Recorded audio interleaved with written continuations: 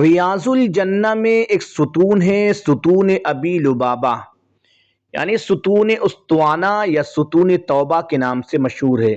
اس ستون کے پاس کثرت سے توبہ استغفار کرنی چاہیے اور اپنے آپ کو معاف کرانا چاہیے، کیونکہ یہ اس کا نام ہی ستون توبہ ہے۔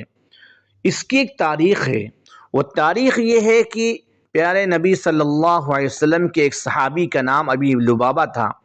ان صحابی سے ایک انجانے میں غلطی ہو گئی، لیکن اس غلطی کا علم صرف اللہ تعالیٰ کو ہی تھا۔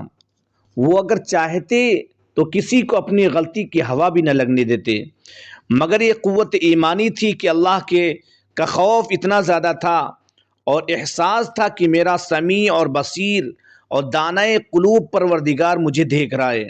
اسی احساس کے زیر اثر انہوں نے نہ صرف اپنی غلطی کا اعتراف کیا بلکہ از خود سزا بھی تجویز کر لی اور اپنے آپ کو ستون کے ساتھ باندھ لیا۔ یہ اپنی قوم کے معزز اور سرکردہ اور نمایاں افراد میں سے تھے، لہٰذا انہوں نے لوگوں کی بھی دلی خواہش تھی کہ ان کی توبہ قبول ہو جائے۔ خود اللہ کے رسول صلی اللہ علیہ وسلم بھی یہی چاہتے تھے۔ چنانچہ 6 راتیں گزرنے کے بعد صبح سویرے ان کی غلطی اور قصور کے معافی کے لیے وحی نازل ہوئی۔ سورہ توبہ آیت نمبر 102۔ اس روز اللہ کے رسول صلی اللہ علیہ وسلم سیدہ ام سلمہ رضی اللہ عنہا کے مکان پر تشریف فرما تھے۔ اس شفیق اور رحیم اور مہربان نبی کو اپنے اس ساتھی کی توبہ قبول ہونے پر اتنی خوشی ہوئی کہ فرط مسرت سے بے اختیار ہنس پڑے۔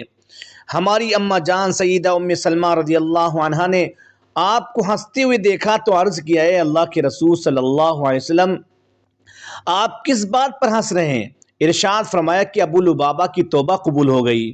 اس وقت پردے کے احکام نازل نہیں ہوئے تھے۔ سیدہ ام سلمہ رضی اللہ عنہا نے عرض کیا، اے اللہ کے رسول صلی اللہ علیہ وسلم، اگر اجازت ہو تو میں ابو لبابہ کو خوشخبری سنا دوں۔